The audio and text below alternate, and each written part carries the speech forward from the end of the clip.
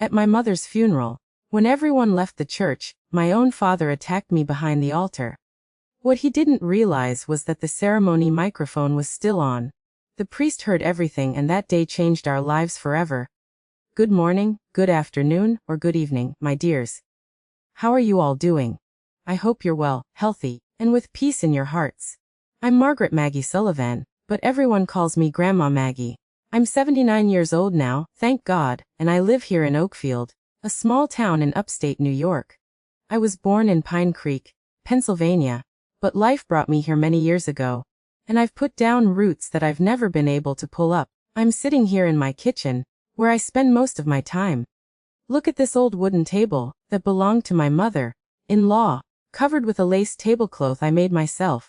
The walls are yellow, the color of sunshine, because I've always liked bright, cheerful spaces.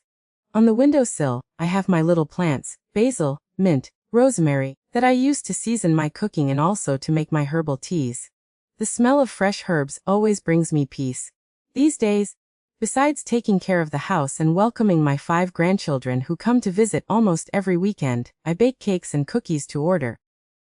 I started by chance, you know. After my husband, Harold, God rest his soul, passed away 12 years ago, I needed to keep my mind and hands busy. I always loved cooking. Ever since I was a little girl, helping my mother. And one day, I made a cornbread with apple butter for my granddaughter Claire's birthday.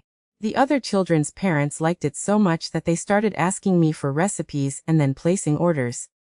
At first, I only baked for people I knew, but then my grandson Tyler helped me create a page on the internet. Can you imagine a lady my age with pages on Facebook and Instagram? He takes pictures of my baked goods and posts them with nice captions. Now, I have orders almost every week, especially for my lemon squares, which are my specialty, and cornbread, which they say is the best in town. I don't make much money from this, but enough to buy my ingredients little presents to my grandchildren when they come to visit, and most importantly, it keeps me active and makes me feel useful. You know, at my age, you need a purpose to get out of bed every day. And you, my dears, who are watching me now, tell me in the comments, which town are you watching from? And what time of day did you find this grandma? Are you having your morning coffee, or is it lunchtime, or perhaps in the peaceful evening hours? I always read everything you write, and I'm so happy to know that I have friends from so many different places. Tell me, okay, let's form a chain of affection between this grandma and all of you. But today, I didn't come just to talk about my baking and my daily life. I want to share with you a story that I've carried inside for many years, a difficult story that for a long time I couldn't even tell myself. It was so painful, but time, my dears, is a powerful medicine. And today, I feel that I can talk about it, because it might help someone who is going through something similar. It's a story that begins way back in my childhood in Pennsylvania, when the world seemed so big and at the same time so small for a girl like me. Those were difficult times, but they taught me a lot about life and about the strength that we don't even imagine we have within us. It was there in Pine Creek, a small and simple town where I was born and raised, that everything began. In those days, the town was very different from what it is today. You know, the dirt roads, the simple houses, the church in the center of the square, and everyone knew everyone else. It was a place where secrets spread quickly like creek water, but some managed to stay hidden behind the closed doors of homes. Oh, my dears, just remembering those times in Pine Creek makes my heart tight. It was a small town in rural Pennsylvania, where everyone knew each other. Our house was on Maple Street, a simple wooden house painted light blue with a large backyard full of fruit trees. We had cherry trees, apple trees, peach trees, and a garden in front that my mother, Eleanor, tended with such care. My father, Arthur Sullivan, worked at the town's sawmill. He was a tall, strong man of few words. He had a thick mustache and hands that were always rough, calloused from heavy work. He would leave early before the sun came up and return when it was already getting dark. On Saturday nights, he would stop at Mr. Armstrong's tavern before coming home. And on those nights, we knew it was better to keep quiet, because he came home angry, smelling of whiskey. My mother was his opposite, short, thin. She spoke softly and had a sweet smile even when life was difficult. She worked as a washing clothes for the more affluent families in town. She would wake up with my father and go to the wash basins which were in the back of the yard under a large oak tree. There she would scrub, beat, and wring the clothes, always humming the same old song she had learned from her grandmother. We were 5 siblings. I was the middle child. My older siblings were Benjamin and Lucy. The younger ones were Gerald and Ivan. Benjamin, the oldest, started working with Dad at the sawmill when he was 12. Lucy helped Mom with the clothes and took care of the house. I was responsible for the younger ones, Gerald and Ivan. Life was simple, but we didn't go hungry, thank God. Mom always found a way. She planted potatoes, squash, corn, and beans in our backyard. She raised some chickens that gave us fresh eggs every day. And when she killed a chicken, it was a celebration. She would make that thick broth well seasoned with garlic, onion, and herbs that she grew herself. Our routine began early. At 500 in the morning, Mom was already up lighting the wood stove to make coffee. The smell of freshly brewed coffee was our alarm clock.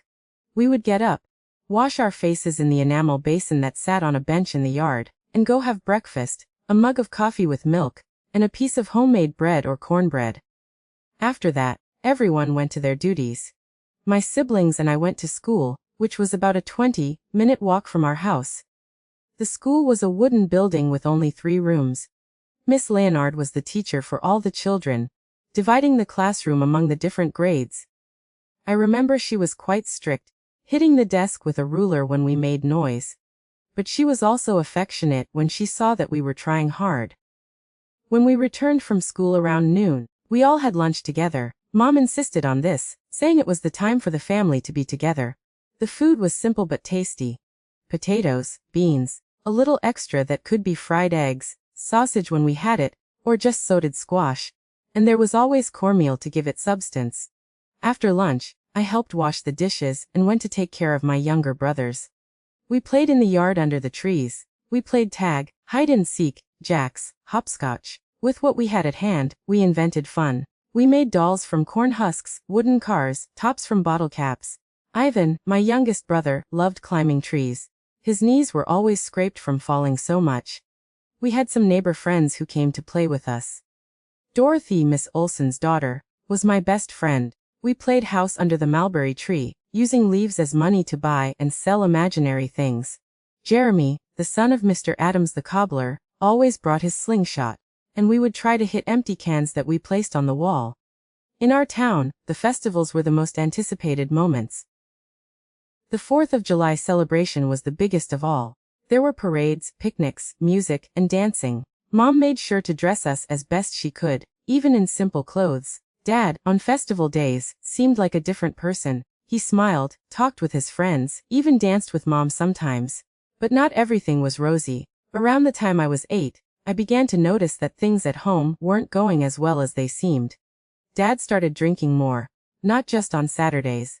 Sometimes he came home in the middle of the week smelling of whiskey, talking loudly, complaining about everything. Mom tried to calm him down, told us to go to our room. But even from there, we could hear his shouts and her crying. Once I woke up in the middle of the night to the sound of things breaking. When I left my room, I saw Mom on the kitchen floor, her face stained with blood, and Dad standing holding a broken bottle. He saw me and yelled for me to go back to bed. I ran frightened and hid under the covers, trembling. The next day, Mom appeared with a bandage on her face and said she had slipped and fallen. But I knew the truth. After that day, things only got worse. Dad lost his job at the sawmill, found another job, lost it again. Money became tighter. Mom had to take in more laundry. Her arms would get red from the soap and cold water, and she coughed a lot, especially on damp winter mornings. It was during this time that I began to notice the strange looks Dad gave me. I was 10 years old, starting to become a young lady, as Mom said. One day, he called me to help him get something from the shed out back. When we went in, he closed the door and tried to touch me in a way that scared me. I managed to escape because Mom called for me at that exact moment. I told Mom in tears. She turned white as paper, hugged me tight, and said, "Always stay close to me or Lucy, my child. Never be alone with your father." From then on, she protected me like a lioness. When Dad arrived, she would invent some task to keep me busy beside her. Time passed, and when I was 12 years old, Mom started getting sick. First, It was just a cough that wouldn't go away. Then came the weakness, the shortness of breath. The town doctor, Dr. Wallace, said it was a lung problem that she needed treatment in the city. But we didn't have money for that. She wasted away slowly, getting thinner and paler each day. She continued working almost until the end, even when she could barely stand at the wash basin. One day, she couldn't get out of bed. A week later, on a cold June dawn, Mom was gone. I remember the silence that took over the house that morning. A silence that seemed to swallow everything. And I knew at that moment that my life would never be the same. My mother's wake was held in our house as was customary in Pine Creek at that time. They placed the coffin in the living room, arranged some chairs around it, and people from town came to pay their last respects to Eleanor, who was much loved by everyone. The women brought cakes, breads, and coffee for those keeping vigil. The men talked in low voices in the yard, some smoking their hand-rolled cigarettes. My father received many condolences, but he seemed distant, as if he were somewhere else. He drank all night in secret. I saw when he would go out to the yard and come back with the strong smell of whiskey on his breath. My siblings were devastated. Benjamin, at 17, tried to be strong, but his eyes were red from crying so much. Lucy, at 15, wouldn't leave the coffin, holding our mother's cold hand. The little ones, Gerald at 9 and Ivan at 7, didn't really understand what was happening, but they felt the sadness in the air. Me, I was in shock. At 20 years old, losing a mother seemed like the end of the world. And it was in a way, because she wasn't just my mother. She was my protector, my shield against the evils of the world, especially against my own father. The next day, it was time for the burial. First Baptist Church in the center of town received my mother's body for the funeral service. It was an old church made of wood with a simple, but beautiful altar, all hand-carved by local craftsmen. The dark wooden pews were all occupied. It seemed like the entire town had come to say goodbye to my mother. It was on that day that Pastor Anderson used the church's sound system for the first time. It was quite a novelty for our small Pine Creek in 1958. The parish had received a donation of a microphone and some speakers from a wealthy family from Pittsburgh who had a farm in the region. No one in town was used to it yet. We are gathered here to say farewell to our sister Eleanor Sullivan. Pastor Anderson's voice echoed through the church in a way we had never heard before, startling some small children. It was strange to hear his voice so loud, seeming to come from all corners at once. During the ceremony, I sat between Lucy and Benjamin in the first row. Dad was next to Benjamin with the little ones. He couldn't sit still, fidgeting on the bench all the time, running his hands over his face, his hair. I could smell the whiskey even from a distance. The service ended, and the coffin was taken to the cemetery behind the church. After the burial, people began to disperse. Some came to hug us, offer words of comfort, offer help. Mrs. Genevieve, a neighbor of many years, said she would take the little boys to her house to rest and eat something. Benjamin went to accompany an uncle to the bus station. Lucy went with her godmother, Mrs. Hortense, to get some clothes that had been left in the church, used for the altar arrangement. And I was left alone in the church, sitting on a bench, unable to get up.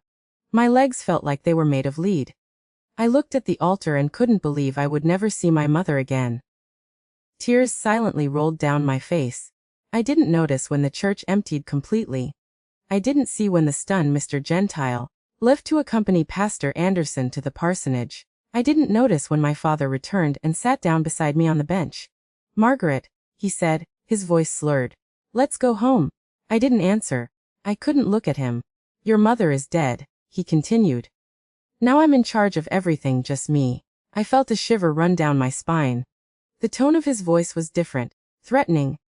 I raised my eyes and saw that he was staring at me in a way that frightened me. "I want to go with Lucy," I managed to say. "Your sister isn't coming back today. She's staying at her godmother's house," he replied, coming closer. "It's just you and me now." The smell of whiskey was so strong, it made me nauseous. I tried to move away, but he grabbed my arm tightly. "Dad, you're hurting me," I said, trying to free myself. "You look just like your mother when she was your age," he muttered, running his other hand over my face. "Just like her." At that moment, I understood what was about to happen. The same thing he had tried years before in the shed when Mom saved me, but now, Mom was no longer there. No one was. Dad, please, I begged, tears coming back forcefully. Let's go, everyone is waiting. No one is waiting, he replied, and his smile chilled me to the soul. I've sent everyone away. He pulled me behind the tar where there was a small vestry. I tried to resist, but he was much stronger. I tried to scream, but he covered my mouth with his calloused hand, which smelled of cigarettes and whiskey. If you scream, I'll beat you until you pass out, he threatened, his eyes injected with a malice I had never seen before. No one will hear anyway. Everyone is still at the cemetery or has gone home. In the vestry, he pushed me against the wall. I hit my back hard and let out a moan of pain. He approached, blocking any chance of escape. Your place is with me now. I'll teach you to be a woman, he said, beginning to unbuckle his belt. That's when I heard a strange noise, a click, and then my father's voice echoed through the empty church. Your place is with me now. I'll teach you to be a woman. We both froze. My father looked around, confused. His voice had come out through the church's speakers. And then I understood. The microphone that Pastor Anderson had used during the service was still on. It was there on a table near the altar, and it had picked up what my father had said. For a second, I saw the panic in his eyes. He let go of my arm and moved back a little, looking at the vestry door, as if expecting someone to enter at any moment. That's when I heard another voice. Is anyone still there? It was Pastor Anderson. He had come back to turn off the sound system. Help, Pastor, help. I screamed with all the strength I could gather. My father tried to silence me, but I dodged. I ran to the vestry door, to the altar, away from him. Pastor Anderson appeared at the side door of the church, confused. When he saw me running with my face red from tears, and my father coming after me with his butt in his hand, he quickly understood that something was very wrong. What's happening here? He asked, his voice firm and authoritative.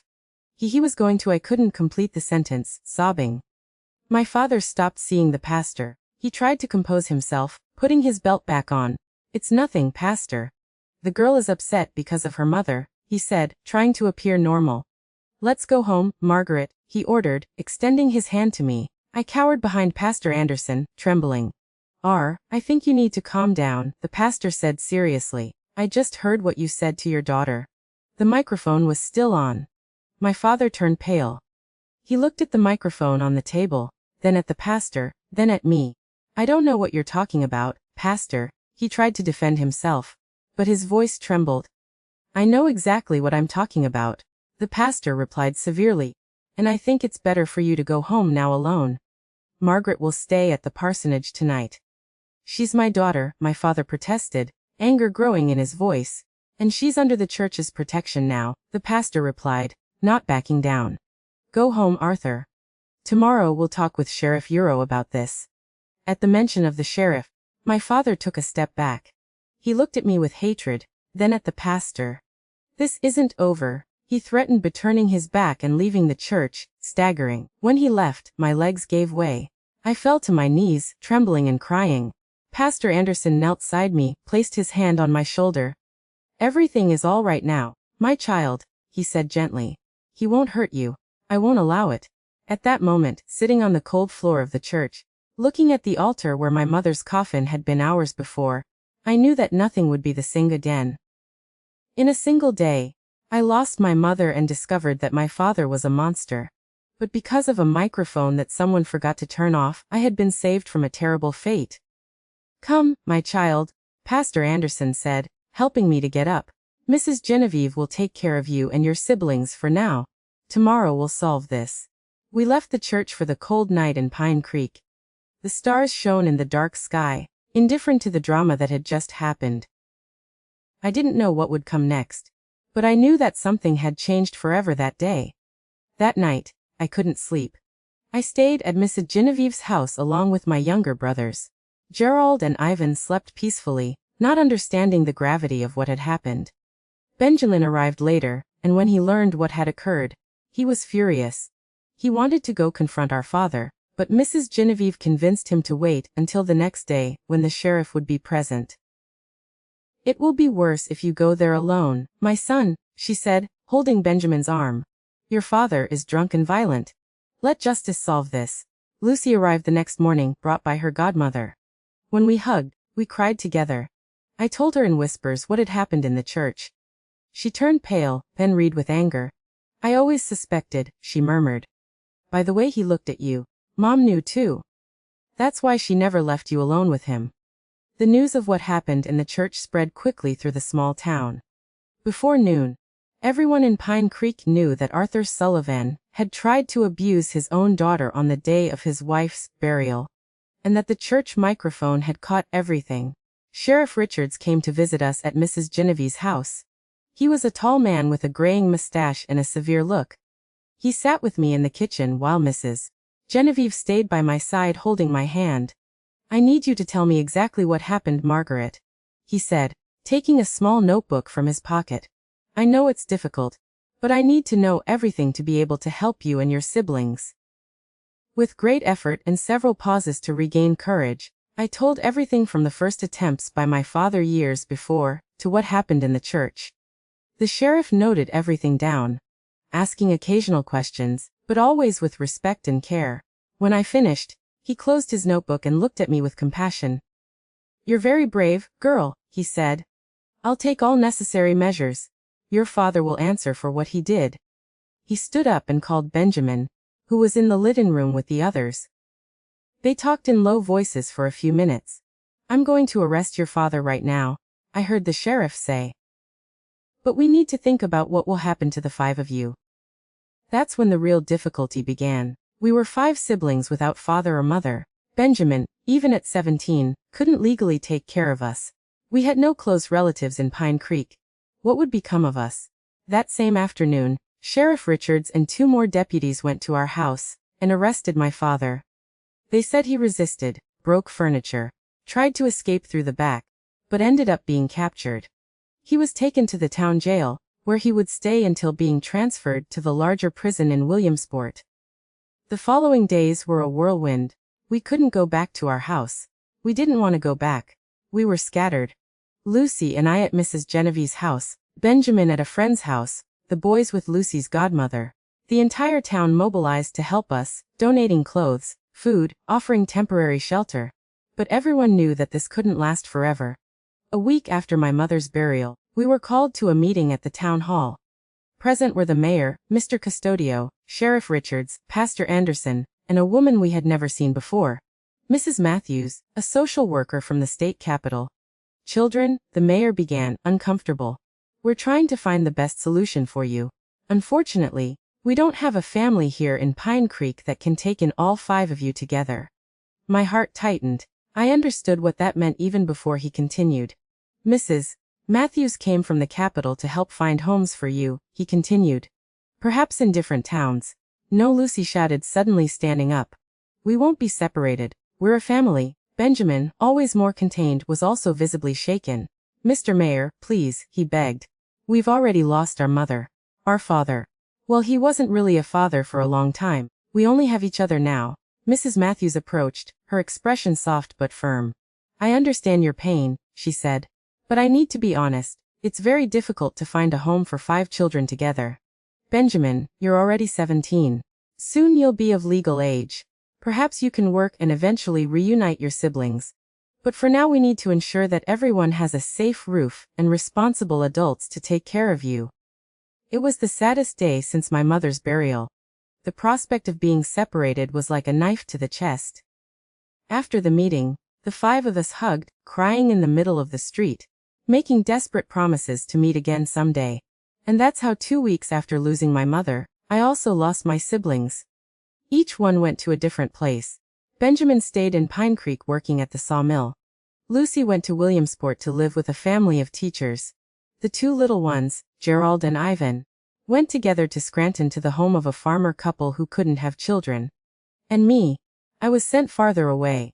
I ended up in Oakfield in upstate New York in the house of a great aunt I barely knew, Aunt Josephine, my maternal grandmother's sister. She was a widow, had no children, and agreed to take me in when she learned of my situation. The trip to Oakfield was a nightmare. It was the first time I had left Pine Creek. Mrs. Matthews accompanied me on the train to Buffalo, where we changed to another train to Oakfield. It was almost 2 days of travel. I couldn't stop crying, thinking of my siblings, my mother, the life I had left behind. Everything will be all right, Margaret. Mrs. Matthews repeated, trying to console me. Your great aunt is a good person. She will take good care of you. When we finally arrived at the Oakfield station, there was Aunt Josephine waiting for me. She was a lady in her 60s, thin with gray hair tied in a bun. She wore a simple dark dress and had a rosary wrapped around her wrist. Her face was serious but not unkind. So this is Margaret, she said, examining me from head to toe. Welcome, girl. I know you're going through difficult times, but here you'll have peace and security. Aunt Josephine said goodbye to Mrs. Matthews and took me to her house, which was a few blocks from the station. It was a modest, wood-kept house with a garden in front and a yard in the back, very different from our wooden house in Pine Creek. This will be your room, she said, showing a small but clean room with a single bed, an old wardrobe, and a small table. You can arrange your things there. The bathroom is at the end of the hall. We have dinner at 600 sharp. And so began my new life in Oakfield. Aunt Josephine wasn't a warm or affectionate person, but she was fair and respectful. She established clear rules from the beginning. I would go to school, help with household chores, attend church every Sunday, and should be home before dark every day. I don't want to know about loitering or bad company, she warned. I've been through a lot in life to have headaches in my old age. The adaptation was difficult. The new school, the classmates who looked at me as a stranger, the different accent, the customs of the bigger town. Everything made me feel displaced. The nights were the worst. Lying in bed, I would think of my siblings scattered, of my mother, who was no longer there, and cry silently, so as not to disturb Aunt Josephine. The nightmares started in the first week. I dreamed of my father chasing me through the church, of my mother's coffin, of the separation from my siblings. I would wake up screaming, sweating, trembling. Aunt Josephine would come running to see what was happening. It's just a nightmare, girl, she would say. Not very good at consoling. Say a Lord's Prayer and go back to sleep. At school, the children found out about my story through the adults who commented in low voices. Soon, the whispers began. She's the girl whose father tried to abuse her. She's the orphan who came from Pennsylvania. They say her father is in prison. I isolated myself more and more. I didn't want friendships. Didn't participate in games. In the classroom, I sat in the back and only spoke when the teacher insisted a lot. My grades, which had always been good in Pine Creek, plummeted. One day, the principal, Mrs. Eulalia, called me to her office. She was a middle-aged woman, severe, but with kind eyes. Margaret, she said, indicating a chair for me to sit on. I'm concerned about you. I know you've been through terrible things, but if you continue like this, you'll lose the school year. I didn't answer, looking fixedly at my hands. You need to open up. A little girl, she continued. There are people here who want to help you. Miss Celia said you're intelligent, but you understand the material quickly, but you don't participate, don't do your homework properly. I remained silent. Look, she sighed. I'm going to make you a proposal. We have a psychologist who comes to the school once a week, Dr. Nancy. How about talking to her? It might help. I looked up surprised. I had never heard of a psychologist before. What is a psychologist? I asked, my voice almost a whisper. She's a doctor who helps us understand what we're feeling to deal with difficult problems, she explained patiently. It doesn't hurt. There are no injections. She smiled, trying to make me more comfortable. It's just conversation. Reluctantly, I agreed. The following week, I met Dr. Nancy. She was a young woman with round glasses and a gentle smile. Contrary to what I expected, she didn't ask 1,000 questions about what had happened to me. We just talked about school, about Oakfield, about how I was adapting. In the following weeks, I continued the meetings with Dr. Nancy. Gradually, I began to trust her, to tell more about my life, my fears, my longing for my siblings. It's normal to feel all this that you're feeling, Margaret, she told me one day. You've been through very big traumas in a short time. But gradually you'll learn to live with these memories without them preventing you from moving forward. The months went by. I continued living with Aunt Josephine, going to school, talking with Dr. Nancy. The nightmares became less frequent, although they never completely disappeared. At school, I began to make some friendships. Nothing very close. But at least I no longer felt completely alone. What hurt the most was the lack of news from my siblings. Aunt Josephine wasn't in a position to take me to visit them, and contact was limited to rare letters. Benjamin wrote from time to time, telling that he continued at the sawmill, that he was saving money to reunite us someday. Lucy sent only 2 letters in the first year, saying that she was well, but missed us a lot. From the little ones, we had almost no news. Only what came through social workers. They were adapted, growing well, beginning to call the couple from Scranton, Dad and Mom. And my father, he was sentenced to several years in prison. The trial took place in Williamsport, and I didn't have to attend, thank God. The testimony I gave to Sheriff Richards was enough, along with Pastor Anderson's testimony about what he heard through the church microphone. That's how I spent my adolescence in Oakfield, between Aunt Josephine's house, school, and sessions with Dr. and Nancy. A simple life without great joys, but also without the terrors I experienced on that fatal day in First Baptist Church. The years passed in Oakfield. I was already 16, almost a woman. Physically, I had grown and developed, but inside I still carried the scars of the past. I continued living with Aunt Josephine, who was already over 65 and increasingly rigid in her rules and schedules. At that time, I no longer went to sessions with Dr. Nancy. She had moved to New York City, and the school couldn't get another psychologist to replace her. The emotional wounds, which seemed to be healing, began to open again without that weekly support. It was during this period that the nightmares returned with full force. Night after night, I would wake up screaming, sweating, trembling, reliving that terrible moment in the church. Aunt Josephine, who never had much patience, began to get irritated. "Girl, it's been 4 years. You need to get over this. We can't wake up the whole neighborhood with your screams anymore." She would complain, rubbing her sleepy eyes, standing at the door of my room. But it wasn't just that. I began to have anxiety attacks during the day too. At school, any loud noise would startle me. If any man came too close to me on the street, I would freeze in fear. I developed a dread of churches. I couldn't even pass in front of one without feeling nauseous and dizzy. My school performance, which had improved a bit with Dr. N.Y.'s help, plummeted again. The teachers were concerned but didn't know how to help. Aunt Josephine called to the school several times. "I don't know what else to do with this girl," she would say to the principal, who was now Mr. Florentine. "I give her a house, food, clean clothes, and she only gives me headaches." At home, the atmosphere was getting increasingly tense. Aunt Josephine, tired and with health problems, had little patience with my crisis. I felt like a burden, an intruder. "If I had known it would be like this, I wouldn't have accepted you here," she said after I woke up screaming for the 3rd time in the same week. Those words hit me like a slap. At school, things weren't much better. I had some friends but no close relationships. No one really knew what I had been through. I had never told the details to anyone besides Dr. Nancy.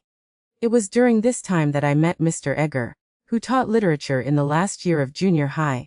He was a middle-aged man with graying hair at the temples and gentle eyes behind his reading glasses. He noticed my isolation and tried to bring me closer to books as a form of escape. "Literature can be a refuge, Margaret," he told me one day after class. "In books we can find characters who went through difficulties like ours and managed to overcome them." He lent me some books, novels, poetry, short stories. I read all of them avidly, finding there a world where I could forget my own reality for a few hours. For the first time in years, I felt that there was a small light at the end of the tunnel. But then came the incident that changed everything. It was a Saturday afternoon. I was home alone. Aunt Josephine had gone to the doctor in Rochester, and would only return on Sunday. I was reading one of the books that Mr. Edgar had lent me when I heard knocks on the door. When I opened it, I came face to face with a man in his 40s, tall, strong, with a thick mustache that immediately reminded me of my father. I took a step back, frightened. "Are you Margaret?" he asked, his voice deep and rough. "Yes," I stammered. "Who are you?" "I'm Joseph Perkins," he introduced himself. "A friend of your brother, Benjamin. He asked me to come see you. Bring news." My heart raced. News from Benjamin. It had been almost a year since we had received letters from him. "Please come in," I invited, still wary but anxious to hear about my brother. Joseph entered, looking around Aunt Josephine's modest living room. He sat on the sofa, occupying almost all the space with his large body. "Your brother is well," he began. He's working with me now in construction in Pittsburgh. He sends his regards and says he'll soon be able to come visit you. Tears came to my eyes. So many years without seeing Benjamin. He must be a grown man now, over 21 years old, and the others, I asked anxiously. Do you know anything about Lucy, Gerald, Ivan? Joseph shook his head negatively. I only know Benjamin. We've been working together for about 6 months. I talked a bit more with him, asking several questions about my brother. Joseph answered some, but seemed increasingly restless, shifting on the sofa, looking at me in a way that began to bother me. Are you alone here? He asked suddenly, interrupting my question about how Benjamin's health was.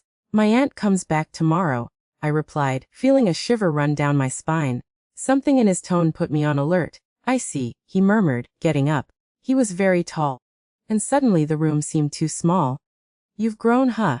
Benjamin showed me a photo of you when you were a child. But now you're already a young lady. He took a step in my direction. I instinctively backed away.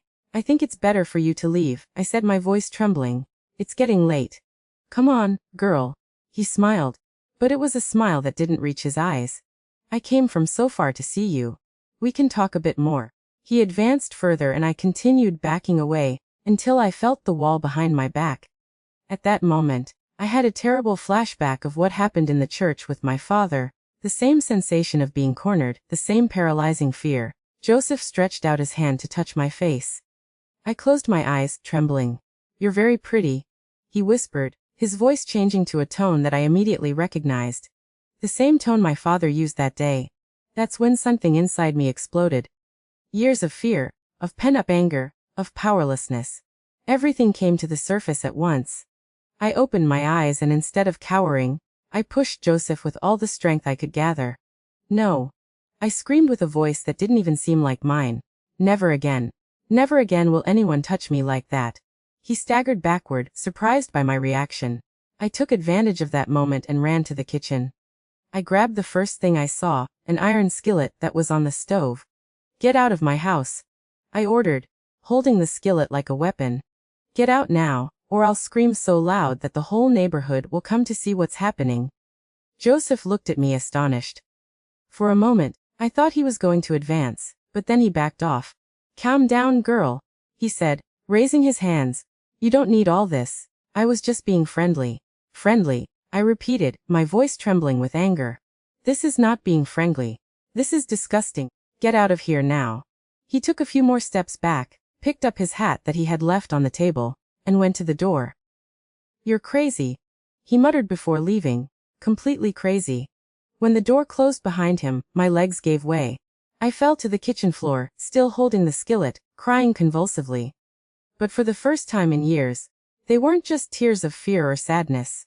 They were also of anger, of indignation, and strangely of relief. Because for the first time since that day in the church, I had managed to defend myself. I hadn't been paralyzed. I hadn't been saved by someone. I myself had expelled the danger from my life. I spent the rest of that day, and the whole night awake, with my bedroom door locked, fearing that Joseph might return. But he didn't come back, and gradually the adrenaline gave way to a strange sensation of strength, of determination. When Aunt Josephine returned on Sunday afternoon, she found a different Margaret. I told her what had happened without omitting any detail. My God in heaven, she exclaimed, making the sign of the cross. And do you think he was really a friend of your brother? I don't know, I answered honestly. Maybe yes, maybe no, but that doesn't matter. What matters is that he tried to do the same thing as my father and I didn't let him. Aunt Josephine looked at me differently that day. I saw something in her eyes that I had never seen before. A mixture of surprise and respect. You've grown, girl, she said simply. That night, I had a different dream. It wasn't a nightmare with my father or the church. I dreamed of my mother. She was standing in the yard of our house in Pine Creek under the oak tree, hanging clothes on the line. When she saw me, she smiled and said, "You'll be all right, my daughter. You're strong, as I always wanted you to be." I woke up with tears in my eyes, but it was a different kind of cry. Something had changed inside me. That confrontation with Joseph had been my tipping point. The moment I decided that I would no longer be a victim, that I wouldn't let the past control my future. On Monday, I went to school with a new determination. I sought out Mr. Edgar and told him everything that had happened.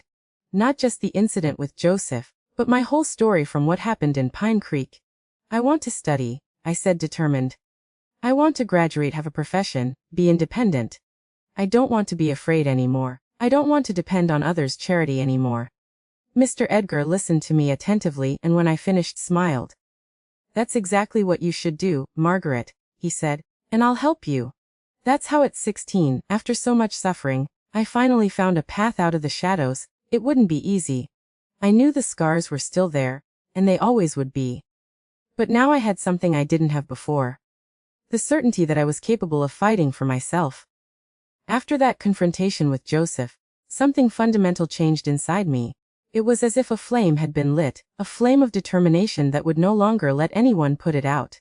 Mr. Edgar became my great ally in this new phase. He wasn't just a teacher, but a mentor who believed in my potential. Margaret, you have a natural intelligence. He would tell me, you can't waste that. You need to study, graduate, build a life for yourself. With his help, I began to dedicate myself intensely to my studies. I spent hours in the school library, reading everything I could, math, English, science. I absorbed knowledge like a sponge.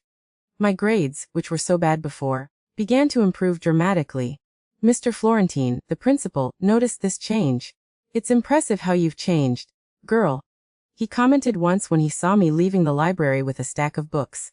What happened? I discovered that I have strength, Mr. Florentine. I answered simply. And that I want more from life than just being the traumatized orphan from Pine Creek.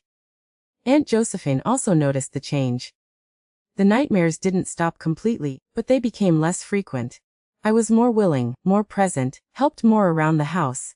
Our relationship, previously so tense, began to improve. I never thought I would say this. She commented one night as we were having dinner. But I'm proud of you, Margaret. Those words meant a lot to me. It was the first time someone had said they were proud of me since my mother had passed away. When I turned 17, Mr. Edgar called me for a special conversation.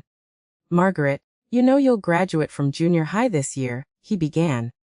Have you thought about what you'll do after? I had thought yes. I wanted to continue studying, do high school, maybe even college, although that seemed too distant a dream for a poor girl from the countryside. I want to continue studying, Mr. Edgar, I replied. But I don't know if it will be possible. Aunt Josephine is already elderly. She doesn't have the means to support me for much longer. That's what I want to talk about, he said, smiling. My wife, Mrs. Clara, teaches at St. Mary's Academy in Buffalo. It's a Catholic school, but they have a scholarship program for promising students. I've spoken about you to her, and she believes you have a chance of getting a spot. My heart raced. Buffalo was a bigger city with more opportunities. St. Mary's Academy was known for its excellent education. But that would mean leaving Oakfield, I said, thinking of Aunt Josephine. Yes, he confirmed. You would live in the school dormitory. But you would be building your future, Margaret. And Buffalo isn't so far. You could visit your aunt on holidays. That night, I talked with Aunt Josephine about the proposal. To my surprise, she was totally in favor. Girl, do you think I'm going to live forever? She said with her usual frankness. I'm almost 70 years old. I have my health problems. What would become of you if I passed away? You need to have your own path. If you have this opportunity, grab it with both hands. That's how a few months later, I took the exam for St. Mary's Academy and was approved with a full scholarship.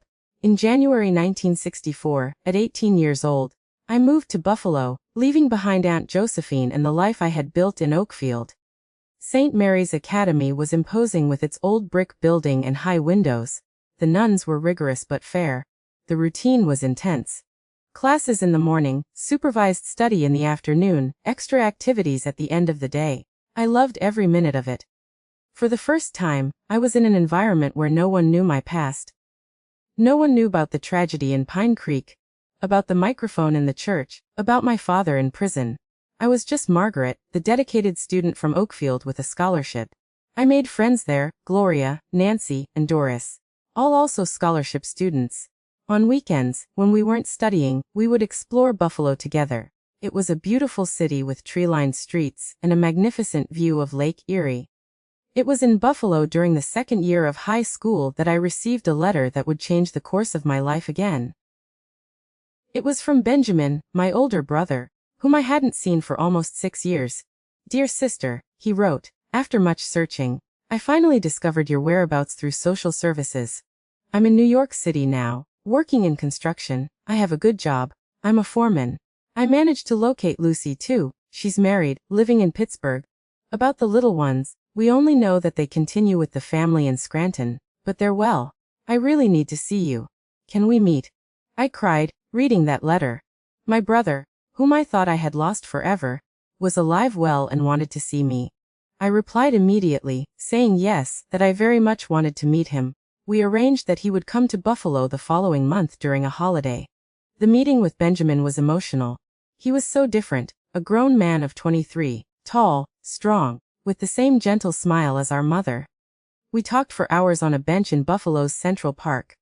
He told me about his life, about how he had struggled to survive after we were separated, about the jobs he had until he reached New York City. And that man, Joseph, who came to visit me in Oakfield, I asked, remembering the incident that had changed my life. He said he worked with you. Benjamin frowned, confused. Joseph, I never worked with anyone by that name, he replied. And I never sent anyone to visit you, Margaret. I didn't even know where you were until recently. A chill ran down my spine. So Joseph had lied. He probably didn't even know Benjamin. He was just a predator who somehow had discovered information about me and invented that story to get close. What is it, Margaret? You're pale. Benjamin asked, concerned. I told him what had happened. Joseph's visit, his attempts, how I had confronted him. Benjamin was furious. If I get my hands on that bastard, he muttered, his fists clenched. It's all right, Benjamin, I assured him, it's over. Actually, that incident made me stronger. It was when I decided I wouldn't be a victim anymore. Benjamin looked at me with admiration. You're amazing. You know, our mother would be so proud. Before saying goodbye, he made me a proposal that would change the course of my life once more. Margaret, when you finish high school, come to New York City. I'm established there. I have a small but comfortable apartment. You can live with me. Try to get into a college. That was always your dream, wasn't it? That proposal lit a new hope in my heart. New York City, the big metropolis, studying at a real university, and most importantly, being close to my brother again. I'll think about it, Benjamin, I promised, hugging him tightly in farewell. I'll think about it carefully. And I did think about it. During the last year of high school, I dedicated myself even more to my studies, determined to pass the college entrance exams. Aunt Josephine, whom I visited regularly, supported my decision. Go girl. Build your life. There's nothing more for you here, she would say, increasingly fragile with advanced age. In December 1966, I graduated from St. Mary's Academy with honors. The nuns encouraged me to continue my studies, and the Mother Superior even helped me with the forms for New York University. You have the potential to go far, Margaret, she told me. Don't waste this gift that God has given you. In January 1967, at 21 years old, I moved to New York City to Benjamin's apartment in the East Village. It was a modest place, but clean and welcoming. My brother had become a responsible and hard-working man respected in the construction company where he was a foreman.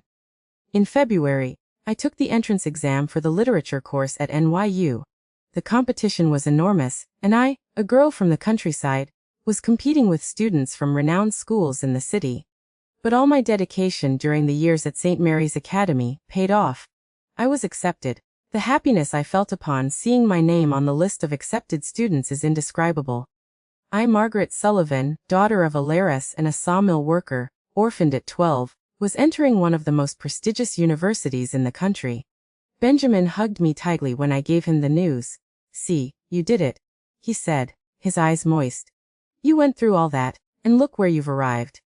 That's what being strong is, little sister. That's how after so much suffering, life finally began to smile at me. The path had been long and painful. From that terrible day in First Baptist Church to the classroom at NU, but I had survived. More than that, I had transformed myself. That frightened girl from Pine Creek was becoming a strong, determined woman with a future ahead of her. And it all began when I decided that I would no longer be a victim, that I would take control of my own story. And so, my dears, the years went by. I graduated in literature from NU in 1970 at 24 years old. It was one of the happiest days of my life. Benjamin was there at the graduation, proud as if he were my father. Aunt Josephine, already 75 years old, couldn't attend because of her fragile health, but she sent an emotional telegram of congratulations. Soon, I got a job as a teacher at a public school in the Bronx. I loved teaching, seeing the students' eyes shining when they understood something new. I had a special patience with the quieter ones, the shy ones, those who, like me once, carried invisible wounds. It was at that school that I met Harold Taylor, the math teacher. He was gentle, respectful, soft-spoken, and with delicate gestures. Gradually, we grew closer. "You speak of the countryside with such fondness," he told me one day as we were having lunch in the teacher's lounge. "Do you miss it?" "Some things," I replied. "The clean air, the starry sky, the more tranquil rhythm of life." "I'm from the countryside, too," he shared. "From upstate, my parents still live there." Our friendship grew, and in 1972, to my surprise, he asked me to be his girlfriend. I hesitated at first. The ghost of my past still haunted me. "I need to tell you some things about me, Harold," I said, determined to be honest. About my past, about what happened to me. And I told him everything about my mother's death, about my father, about the microphone in the church, about the years of separation from my siblings, about Joseph and how that had transformed me. He listened to me in silence, holding my hand. "Margaret," he said when I finished, "you are the strongest person I've ever met. And I love you exactly as you are, with everything you've lived through, with all your scars." We got married in 1973 in a simple ceremony with few guests. Benjamin was my best man. Lucy came from Pittsburgh with her husband and 2 small children. Even Gerald, already 24 years old, managed to come. It was our first reunion after so many years. Only Ivan couldn't attend. He was working on a merchant ship sailing around the world. We bought a small house in Yoners, and there we built our life together. In 1975, our first daughter was born, Eleanor, in honor of my mother. 3 years later came Mark. The family I had lost so early was being rebuilt.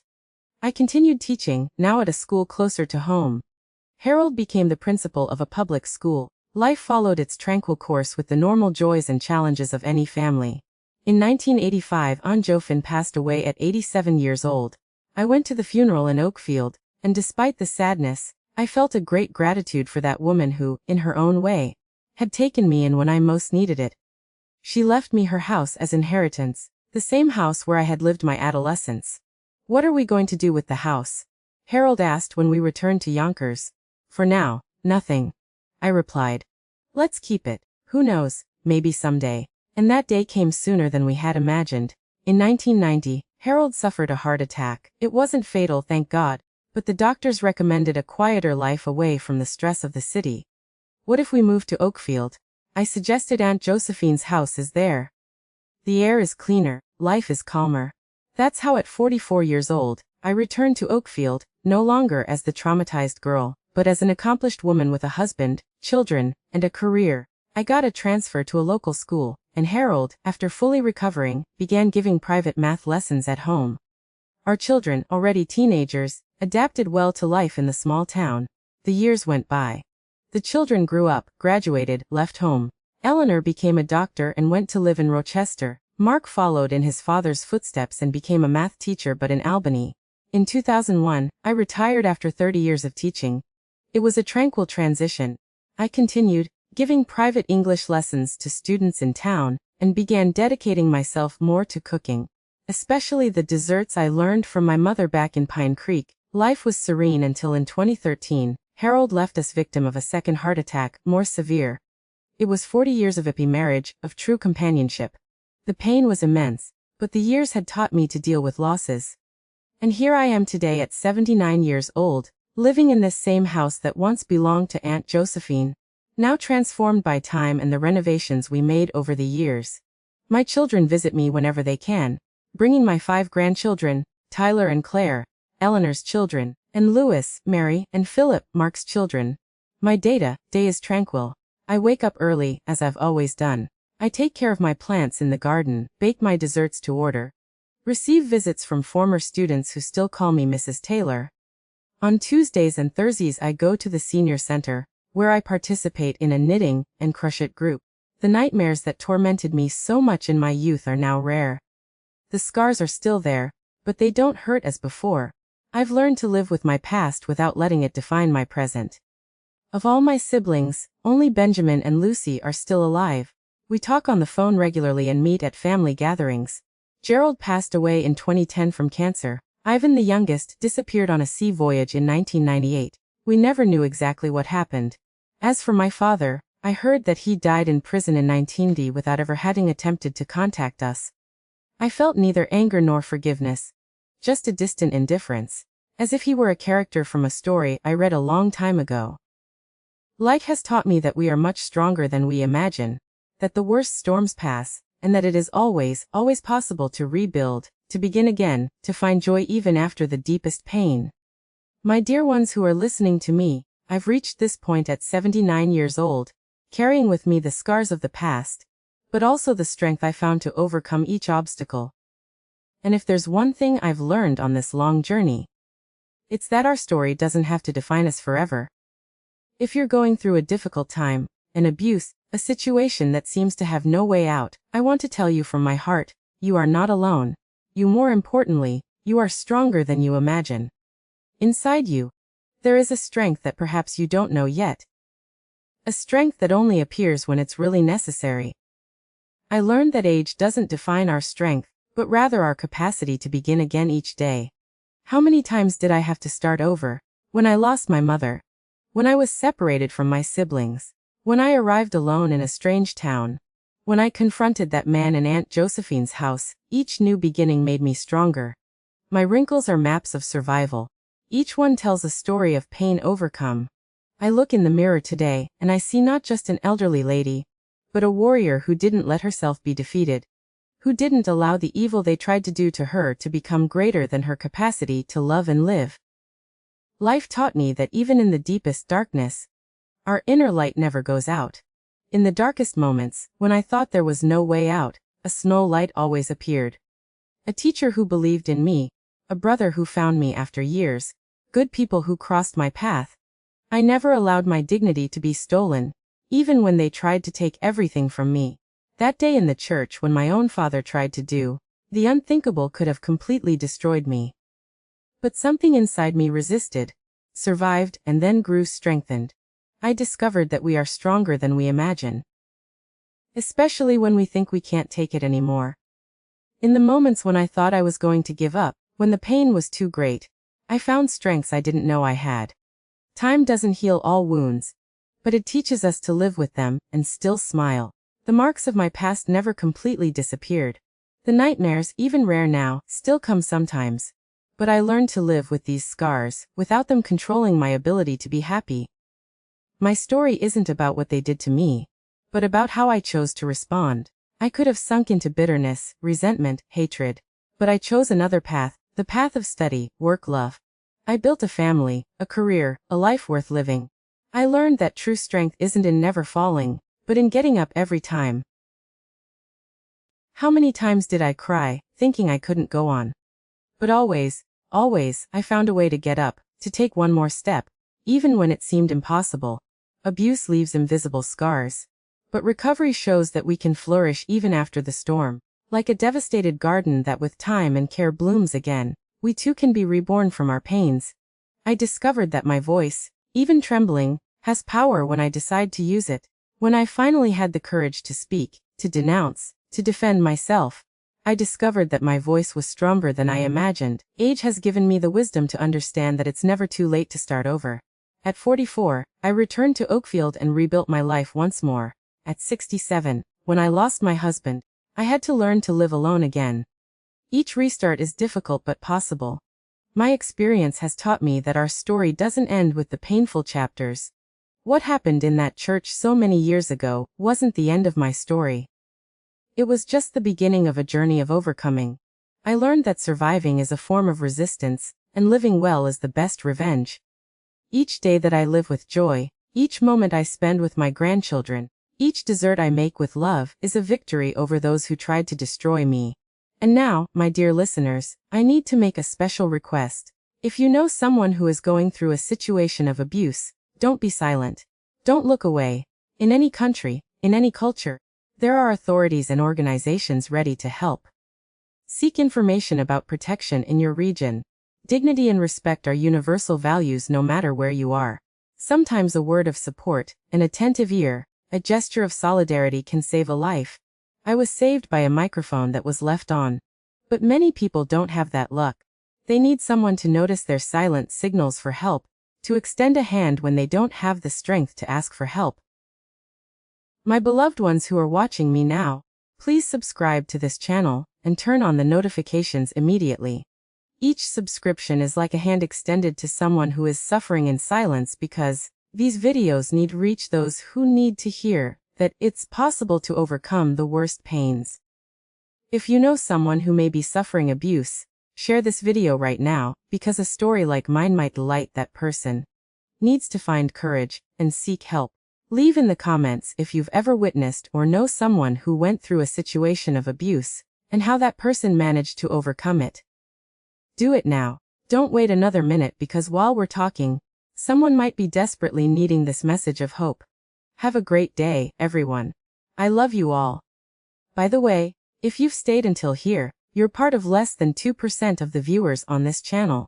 So, for me to know who's still here, comment below the word love. Kisses from Grandma Maggie always.